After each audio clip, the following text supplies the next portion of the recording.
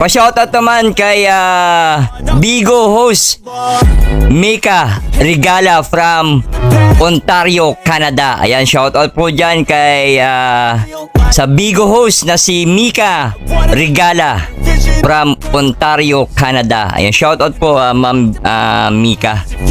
Galing po kay Kuya Rapi Boral Santos II. Maraming salamat Kuya Rapi Thank you so much Kuya Rapi sa pag-support sa channel ko, no.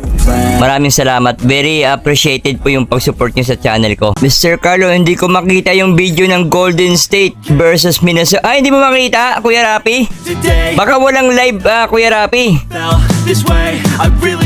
Isang video yung nanap sa live sa ano ko, sa channel ko.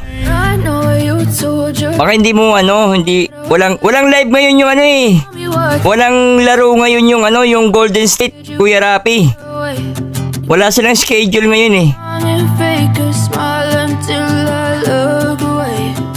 Sa ngayon walang schedule yung Kuya Rapi, walang schedule ngayon yung Golden State.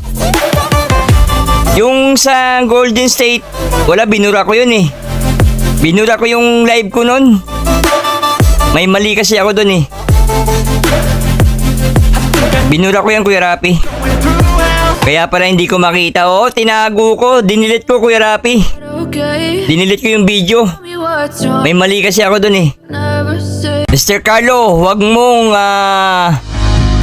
i-delete ang laban ng... Ay, hindi po Kuya Rapi. Hindi ko i-delete to. Kasi kaya ako na-delete yung yung laban ng yung laban ng na yun ng yung laro ng Golden State. May mali ako dun kaya dinilit ko. Hindi ko i-delete to Kuya Rapi. Mr. Carlo, ilang taon ang YouTube channel, magkano ang... Oy, Kuya Rapi, hindi naman siya as in source of income talaga. Parang libangan lang ba?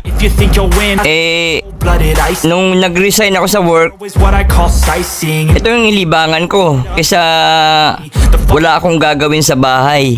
Liit lang, hindi naman monthly siya. Hindi siya monthly. Hindi siya yung source of income talaga.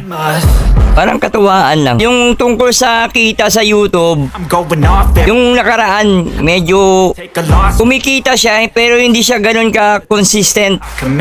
Kuya Rapi, hindi siya ganun ka... Hindi siya monthly. Hindi siya monthly. Depende kasi, depende. Dati yung marami akong views dati. Medyo monthly siya dati.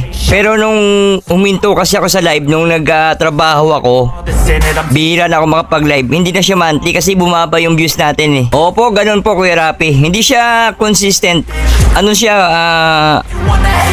Depende kasi sa sa revenue na makikita mo. Okay lang pag marami kang super chat. Bawat live mo may super chat ka lagi. May nagsu-super chat sa'yo, may super thanks, and mga ganyan, super sticker, membership. Okay yan pag ganyan. Kikita ka talaga monthly.